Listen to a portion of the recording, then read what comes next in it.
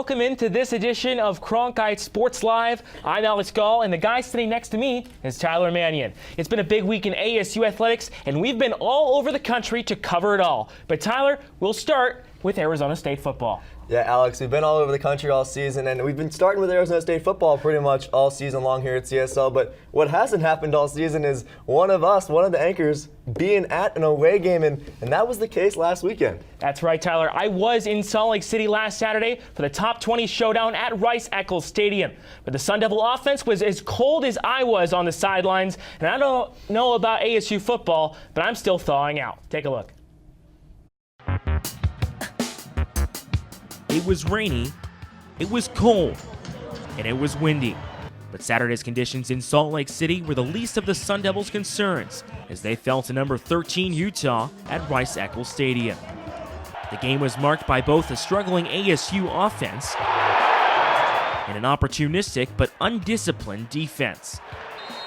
The Sun Devils mustered just 136 yards of total offense in the game and scored less than 10 points for the first time since 2009. Freshman quarterback Jaden Daniels completed just 4 passes, by far the lowest completion total of his young college career. Just relentless defense. They're gonna get out. They're gonna get after the quarterback. There's a couple things that we could have done as an offense. Me getting the ball out faster. That's just things we gotta look back on and just build from. The lone bright spot on offense was Eno Benjamin, who tallied 100 rushing yards for the 3rd straight game. But it wasn't nearly enough as ASU went 3 and out on 6 of their 13 drives. On the other side of the ball, ASU did have some success, holding the Utes to 14 points through the first 3 quarters. But the effort was marred by a season-high 12 penalties, including a targeting call and ejection on defensive back Evan Fields. Evan on the targeting, got to go near foot, near shoulder. You can't ever lead with your face, and he hit the helmet trying to keep him from getting the first down. So, I mean, we gotta learn from those things. I thought they fought their tails off in the second half when we got some turnovers and created some short fields. There was some positives for the Sun Devil defense, which picked up 4 total takeaways in the ballgame, including a big second-half interception by Chase Lucas. But ASU's offense wasn't able to do anything with the extra possessions, coming away with just 3 points off those 4 turnovers. The lone Sun Devil points of the game came off a Jermaine Lole fumble recovery inside the Utah red zone. Christensen Dejas split the uprights to put the Devils on the board in the 3rd quarter. But the field goal did little to stall Utah's dominance, and the end result was sealed with a 32-yard Zach Moss touchdown run in the 4th. Final score, Utes 21, Devils 3. Saturday's loss drops Herm Edwards and the Sun Devils to 5-2 on the season and have a big pivotal matchup at the Rose Bowl with UCLA next weekend. But for now, reporting in Salt Lake City, Utah, Alex Gaul, Cronkite Sports. Sticking with that ASU versus Utah game, we now bring in WCSN football reporter Gareth Clark. Gareth, welcome back onto the show. Talk about the film. We're going to break it down a little bit, and we're going to start with that offense. We know Jaden Daniels only had 4 completions. The team only scored 3 points. What in the world happened? Yeah, I mean, the offense was pretty much non-existent on Saturday night. You put it well, Tyler. Yeah, it just had no offensive line help at all. They were just getting gashed so many times by that Utah front 4, and you're going to see it here in the film. Take a look. Look at how many guys are coming in to get Jaden. Almost 7 guys in the box. He has to get rid of the ball. None of his receivers have their heads turned, and so he has to make a dangerous throw to the sideline. It almost gets picked. So that was pretty much a very good indication of how this game would go. And then here again, they realized Utah, they didn't even need to bring 7. They could only bring in 4. You can see the outside tackles there, Darius Henderson. That's and not a great pocket. Yeah, no, not at all. They're already, their backs are turned. Jaden's got to roll out of the pocket and huck one deep. Doesn't even reach the end zone there. So really, you got to credit Jaden for trying to do what he could against a really stout Utah defensive line. The offensive line, they tried all they could, rotating in and out guys. Just wasn't helping them out. He's just a few games into his ASU career. A lot of the guys on the O-line are just a few games into their ASU career, so it will get better for Sun Devil fans, nothing to worry about. But just talked about the Utah defense. What about that ASU defense? Yeah, ASU's defense actually played pretty well. It really kept them in the game considering how stagnant the offense looked. But if you're going to look here on defense, look at here. This is another good example. They're able to get pressure on Tyler Huntley here. However, Huntley, the senior quarterback, he could easily roll out to the right. He's actually going to stay in the pocket here. He's going to take the hit. He's got a wide open receiver right around inside the 30-yard line. And not sure why Arizona State is leaving that open wide there. But on the 4th and 9, you got to be able to get get off the field. You cannot extend those drives for Utah. But here's an instance of them actually playing good defense here. Chase Lucas, he's going to jump this route. This ball is a little bit underthrown. I mean, it could be an incomplete pass if Chase doesn't read the route, but instead he reads it. He's able to come away with the interception here, almost bobbles it a little bit. But then again, Tyler, 3 points on 4 turnovers. That's not going to win you any games. And so, credit the defense for doing what they could. But overall, again, there's a whole penalties issue, 12 penalties for 122 yards. That's going to hurt a lot. So overall, they did what they could. Yeah, turnovers and penalties, that's something that your defense isn't going to make up for, no matter how many turnovers they force. But we're going to look forward to the schedule coming up. It comes to UCLA. ASU goes to UCLA this weekend, and then after that, it gets a little bit tougher. So how do you see the rest of the season rolling out for the Devils? Yeah, I think this is a good way to get back on track against this UCLA team in Southern California. I think that would be a good opportunity for them to get back in the win column. I think this USC game here on November could be a bit of a toss-up game. Oregon State, that should be a game Arizona State should be able to win. Oregon, I think that might be a loss. Oregon is playing really well right now. And U of A, I think that is also a bit of a toss-up game. So I think realistically, they could go probably 3-2. And optimistically, though, I think they could go 4-1, pending that Oregon game is just the only loss. But overall, I think there's still 5 games left, still plenty of season to really make it impact and turn things around. Sun Devil fans certainly aren't going to want to see 3 points from the offense, but we'll want to see 4 turnovers from the defense. So it starts with UCLA. Gareth, great job as always. For more of his content, go to CronkiteSports.com. A few weeks back, ASU kicker Brandon Reese entered the transfer portal.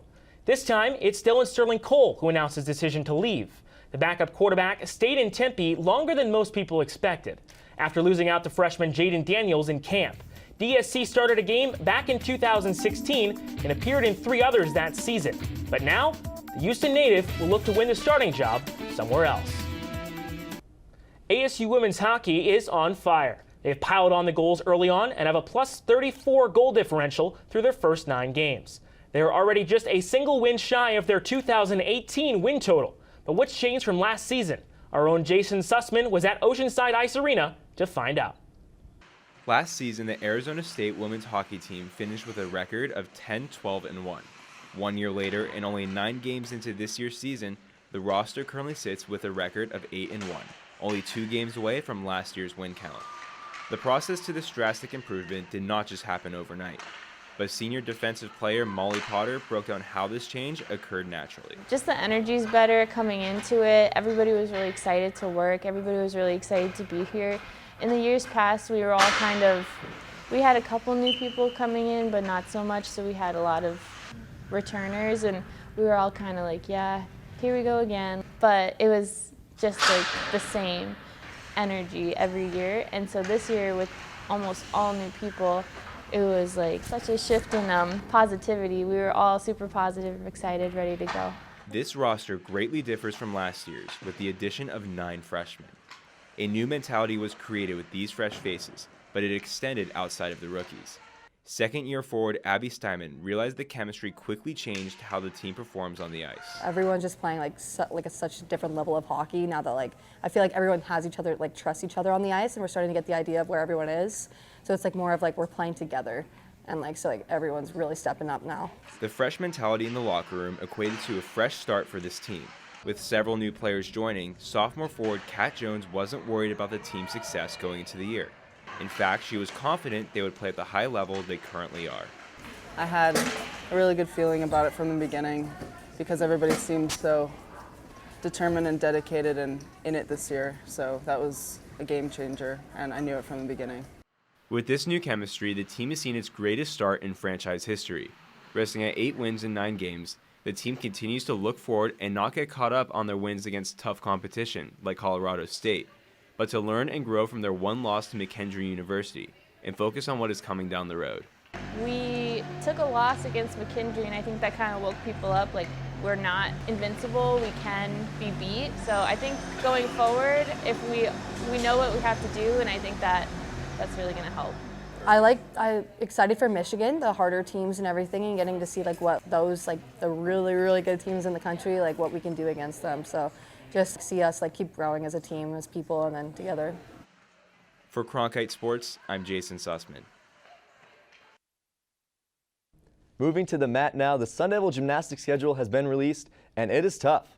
Not like tough in a good way, like, oh, Simone Biles is tough, but more like tough, as in really hard. All 4 teams from last year's national final make an appearance, including UCLA and Oklahoma, who will come to Tempe. Add all of this already onto an already challenging Pac-12 slate, and the Gym Devils will have to be sticking dismounts all season long. ASU men's hockey has had a rough go of it at the beginning of this season. After splitting with Mercyhurst and getting swept by Minnesota State, Greg Powers and the Sun Devils were looking for a turnaround weekend against Air Force. And turn it around, they did. Our own Michael Gutnick was there and has a recap from Colorado Springs. Arizona State flew high this weekend here at Cadet Ice Arena, earning their first sweep of the season against the Air Force Falcons. Head coach Greg Powers was pleased with the goaltending of Evan DeBrouwer as well as the special teams this weekend. It's huge. I mean, any win on the road in college hockey is really hard, let alone a sweep in altitude against a team that plays hard. DeBrouwer looked sharp in goal all weekend, allowing just 3 goals to the Air Force offense, and looked confident in both third periods, locking down defensively and making those big saves when they needed it most. I felt really comfortable. I think the guys made it really easy for me, a lot of blocked shots. You know, whenever there was a mistake that I made, I thought guys were right there to help me out. So yeah, I've felt more and more comfortable every game that we've played this year, and I feel good. DeBrouwer made some huge saves tonight, and if he wouldn't have made those, the game easily could have been 5-2 for Air Force. So much credit to him. He battled so hard back there. This is a great step in the right direction for Evan, and he's certainly building his confidence. Arizona State, now 3-3, heads back home with confidence with a bye week to prepare for the highly anticipated matchup against Quinnipiac. Teams can easily fold after, starting the year 1-3, but not this team. Reporting in Colorado Springs, I'm Michael Gutnick, Cronkite Sports. We're going to stick with Greg Powers' ASU men's hockey team, and for that, we bring in WCSN men's hockey analyst, Hunter HIPPEL. Hunter, welcome to the show. Thank you for having me. I appreciate it. Of course. We just saw Michael's package from Air Force, but I want to look at the season as a whole. They're 3-3 right now, but just how indicative of this team is that record? You know, it's tough because it's early. They've only played 6 games, but however, 2 of those 3 losses that they've had so far are against the number 3 team in the country in Minnesota State. That's a really, in Mankato, so that's a really tough place for this team to go in and even split there. I'm not even sure that last year's roster is able to go in there and even split, but overall, I mean, Minnesota State was a rough patch, but they split with Mercyhurst. That's not necessarily what should have happened. They should have swept that first game opening night. They blew it late. They were up 2-1 with a minute left. But last weekend they went to Air Force, as Michael said in his package, and they really took care of business. So they're really getting back on track right now. But I would expect them, and I would expect them to keep above average pace throughout the rest of the season. You mentioned last year's team earlier in your answer. That team had Joey Decord, who's now in the NHL with Ottawa Senators. That dude's a stud. This team doesn't have that. They've got 2 guys battling it out. And have they named a starter yet? They haven't really came out and said, this is our guy yet, but Evan DeBrouwer has made all but 1 start so far. And he's been really good. He's got a 2.74 GAA on the year. Compare that to Max Proszik, who made 1 start, had a little bit of a rough outing, even though ASU did get the win. He gave up 4 goals in that second game against Mercyhurst. DeBrouwer, the strides that he has made so far this season compared to last, where he only played 8 minutes of hockey last year because they had a guy like Joey Decord. I think DeBrouwer being a freshman, the fact that there was that trust difference between him and Decord, that's why you didn't see him. But for him to now be starting is really, really surprising. I would expect them soon to come out and say that this is our guy.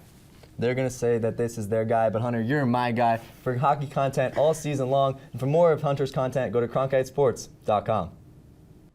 Arizona State volleyball picked up its first win over a ranked opponent last weekend, coming back from 2 sets down to beat then number 21 ranked Washington State in Pullman.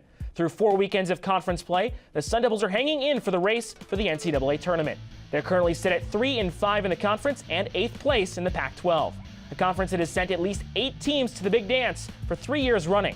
ASU faces the Oregon schools at home this weekend, both teams below the Devils in the conference standings. Now it is time for my favorite segment of the show. Not to make this about me, because this week it's about this guy, Julian Parras, into Sun Devil social media. Julian, I'm excited to see what you got for us today. I'm glad. I'm excited to be back on the show, guys. I'm telling you, the way that the social media has been out this past week, it is very, very entertaining. And we're going, yeah, oh man. Okay, let's do it. So we're going to start off with one. Have you guys seen the HBO series that ASU was incorporated with? Yes, it was Production value is off the charts. Oh, it was incredible. And I mean, obviously, the Cronkite students enjoyed it a lot too. So we're going to take the first look, our first tweet. Let's bring it up on the board. All right, so everyone with Cronkite was obviously ecstatic about how this panned out. They were super excited to be able to see themselves in the background, especially with HBO being busy with what ASU football has been doing, what Herman's been doing. So obviously, I had to put this up for the show today. That's our first tweet. I mean, anything with Jonah Hill is going to get me excited, going to get me happy. Yeah. We stand Jonah Hill on this show, and larger Jonah Hill before he got in shape was the funniest version. So this is incredibly accurate, too. Everybody was just losing their minds. As one of those students, because that was me. That was me right there. That was totally me, because I was looking at the last touchdown of the game when Daniels went to the end zone, and I was looking for myself. There's no way so you cannot have that type of reaction to that type of game. So I totally understand. HBO debuts for all those kids. That's right. Okay. So here's the next question. Have you guys have obviously been to the football games, right? Yes. You guys know Brady Clain, our very own WCSN photographer. Very talented man. All right. Let's take a look at what he was able to do.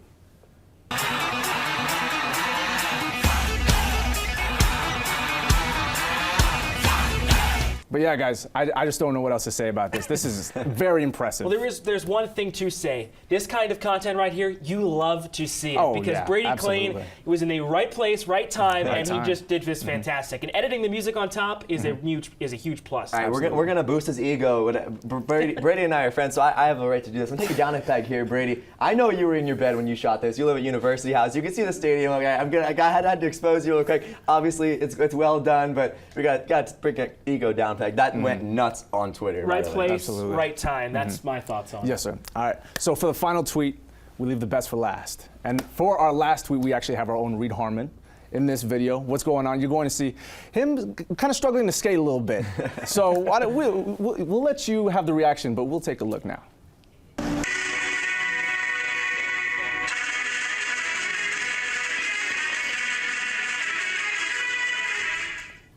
And obviously, something like this, it just blew up, really. I mean, over the course of the week, anything can happen, especially over Twitter. But just being able to see Reed, I mean, listen, nothing against him. He's a great guy. And I'm sure this is one of the first times. I probably would have a hard time being able to do this. Well, I haven't skated in years. This is even better, Julian, because of the beef they've been having on Twitter. Because you saw last week, Reed made fun of Jobo, the goalie, Jordan Nash Bolin, by showing a video of her falling on the ice as she was getting off. So, I don't know, Tyler. I think she has him beat. Here's my feeling on this, right? It's Jordan Nash Bolden's job to skate. So Reed not being able to skate, not as big a deal as her not being able to skate, but at the same time, Reed, as a journalist and one of my best friends, should be good at social media, and he got bested by an athlete here. That's not all right, so I got to give the win to Jobo as well. It wasn't even close, Tyler. It was a 30-point blowout. I'm going to be nice to our buddy Reed, okay? You know, I mean, he has his specialties and his craft. She obviously has her thing going on with hockey. So we're just going to let it slide. But we'll see how it goes. Well, thank you so much, Julian, for being on social media this week. For all more of his content, you can go to CronkiteSports.com. Yeah, it's that time again. NBA O'Clock. The 2019 league season tipped off Tuesday across the country. For some former Pac-12 players, they are right in the thick of it. 6 players from the Pac-12 were selected in this year's draft, and for more on them, here's Amir Muhammad with this week's Impact. Thanks, Alex. The NBA season is finally upon us. Former Pac-12 players James Harden, Russell Westbrook, and Kevin Love are all looking to continue their dominance in the league, while the Pac-12 is looking to continue the legacy of hoopers on the highest level. This summer, 6 former Pac-12 standouts were selected in the 2019 NBA draft. First-round picks Matisse Thybulle and Kevin Porter Jr. should provide some immediate sparks for their NBA squads this season, while second-round picks KZ Okpala, Jalen Noel, Bol Bol, and Jalen Hands are all players with loads of potential and untapped talent. With a whopping 39 draftees in the last 5 years and new Senate Bill 206, the future has never looked brighter in the Conference of Champions. It may not be ASU baseball season, but I'm going to talk about them anyway because they're playing Team USA tonight. This is a big deal. The team that our nation is sending to Tokyo for the Olympics is coming to Phoenix and playing Tracy Smith's squad. Not to mention Spencer Torkelson and Alika Williams played on college baseball's version of Team USA this summer and have a chance to show off in front of what could be their future coaching staff. First pitch is scheduled for 6:30 p.m. at Phoenix Municipal Stadium. ASU soccer extended their winless streak to 8 matches on Thursday, tying their longest such streak since 2017. WCSN's Ali Kruzniak was in Tempe and has the highlights. It was a disappointing and windy start to ASU soccer's final homestand of the season as they took on Oregon State with hopes to secure their first in-conference victory. Oregon State dominated possession for most of the game, and in the first half it seemed the wind was a contributing factor to their success to create scoring chances. They scored late twice in the first half as the Sun Devil defense began to crumble, but Captain Kylie Manifield said they needed to put that behind them as they went into the final 45 minutes. We wanted to just start fresh, make sure that we're tuned in, playing hard, and we talked about passion. We talked about why are you playing, like who do you play for? Both teams started off the second half slowly with few chances, but in the 69th minute, the Beavers went up 3-0 courtesy of Abby Schwartz. It was in the final 15 minutes of regulation when the Sun Devils started to pick up their pace and quality of play, and Day Williams was able to get the Sun Devils on the board. But the late burst of energy wasn't enough to create a comeback, and the final result held at 3-1. ASU head coach Graham Winkworth gave credit to Oregon State and their effort on the pitch compared to his team. I hate it when I have to say a team wants it more than us. That's something that's inexcusable. And today, Oregon State came ready to fight, and they deserve to be in front. To the coaches and players alike, it wasn't the talent, the experience, or even the weather that affected the ultimate outcome of the game, but the passion they put into their play. We lacked passion all across the field until the last 15 minutes. It's not acceptable, but it's the truth. And so walking away from this game is really disappointing. The Sun Devils hit the pitch again Sunday afternoon for their final home game of the season against Oregon and will also honor their seniors for senior night. In Tempe, I'm Ali Kruzniak, Cronkite Sports. R.I.P. in peace, the bank. ASU's basketball arena is officially undergoing a name change. What was formerly known as Wells Fargo Arena will now be dubbed Desert Financial Arena. The name Wells Fargo Arena stood since 1997, but Desert Financial came in with a 5-year agreement with ASU that will pay $1.5 million annually. And now, Alex, speaking of the bank, it is time for The Way It Is, America's favorite game, where we will ask each other 3 questions, debate back and forth a little bit, and our producer in the studio, Alex, will pick a winner, who then gets to rant. And because we just talked about the bank, I'll use it as our first question here to kick us off. What should the new nickname of ASU's basketball arena be? Tyler, this is absolute blasphemy. The arena formerly known as Wells Fargo Arena will hereforth always be known as the bank. And Tyler, you can take that one to the bank. I'm gonna have to disagree. I'm gonna go with it should be named the Credit Union. I know it sounds cheesy and corny and horrible, but just think about it. The last one was so simple. I think we got to switch it up, change the vibe, change everything about it. The Credit Union. The Wells Fargo Arena should now be called. That's the new nickname for sure. Sorry, Tyler, that just doesn't work. But moving to football, Vegas has the ASU and UCLA game with an over-under of 60. So Tyler, are you taking the over or the under? I'm gonna have to take the under, Alex. They scored 3 points in the last game. How can the over/under be 60? I don't typically question Vegas. They had the line last week with Utah being huge favorites, right? But nah, it's got to be under this week for me. I would love to disagree with you, Tyler, but judging from what I saw in Salt Lake City last week, I don't think they're going to get 30 points. Maybe they get three touchdowns and a field goal, 24. That seems like a safe bet. But 30 and a 60 overall, no, that's not going to happen. So we agree on that one, but I don't think we will on this one. So this is our last CSL show between Halloween and now, and with that comes Halloween costumes. So I got to ask you, Alex, what's your favorite costume that you have ever pulled off in your life? Well, my family had a lot of fun with costumes when me and my brother were kids. In middle school, the one time, you might know the show Avatar: The Last Airbender was one of my favorite shows back in the day. And one year I was Aang for Halloween. It was a fantastic costume. We took pictures and everything, and it was a lot of fun. I even had the skin cap, the bald cap, and with the arrow painted on. Look at you. That's a good one. That's a good one. Okay, mine, I was a dog, you know, a Dalmatian from 101 Dalmatians, and it wasn't the artsiness, the craftiness that you had in that awesome costume, but just look at me. I'm the cutest little kid you've ever seen, and I can't deny that. And I don't like to flex in this kind of ways, but like, no, this one's undeniable for sure. My Dalmatian costume, I think I think has I think yours that beat. makes you lose automatically. Whoa. Okay, but like the cuteness factor in and of itself should give me the win. And I know yours like had a lot of effort and whatnot, but no, it's got to be me because mine was just cuter than yours. I'm sorry. I don't know about that, Tyler. We'll see who gets this one though. Our producer Troy and Alex, they're in the studio right now, and they'll be picking it pretty soon. Yeah, and also I'm 0-3 on the season for CSL, so this might be a pity win for me. Get me on the win column, you know, because how have I not won so far? 0-3, like what's going on? I feel like last year's ASU volleyball team. There we go. Sorry, Tyler. I was up at Rice-Eccles Stadium last weekend, where the kickoff temperature for ASU's game against Utah was just 52 degrees. That was a chilly and rainy afternoon, and that's coming from someone who grew up in Chicago, so you know I'm telling the truth. But as much as ASU football's coaches and players might say that the temperature at game time didn't and doesn't matter, the metrics show otherwise. Yeah, that's right, I'm becoming a meteorologist for the day, and my forecast, when the weather is under 70 degrees, ASU's offensive efficiency hits a cold front.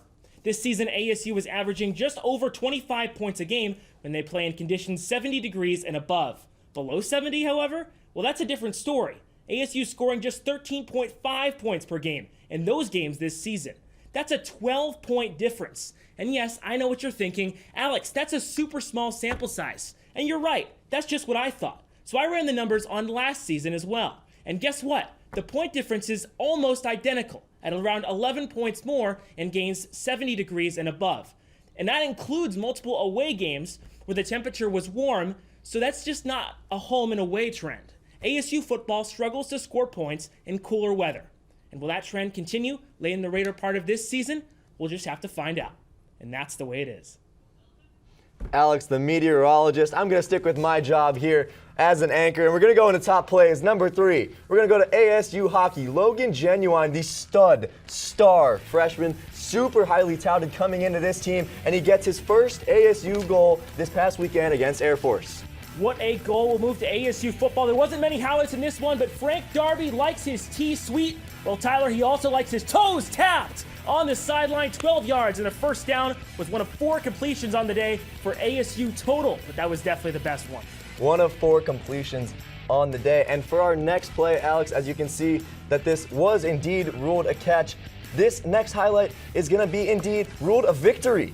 ASU volleyball we go to. They were down 2-0. They come back and beat then ranked number 21 ranked Washington State. Annika Larson completes the comeback here. You're going to see it from Sun Devil Volleyball's Twitter courtside. And look at the reaction.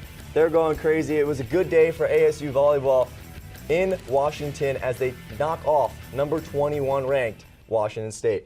Well, that was a fantastic show, Tyler, if I do say so myself. But for our entire crew here in the studio and across the country this week, thank you for tuning into this week's edition of Cronkite Sports Live. For Tyler Manion, I'm Alex Gaul. Have a great afternoon, everybody.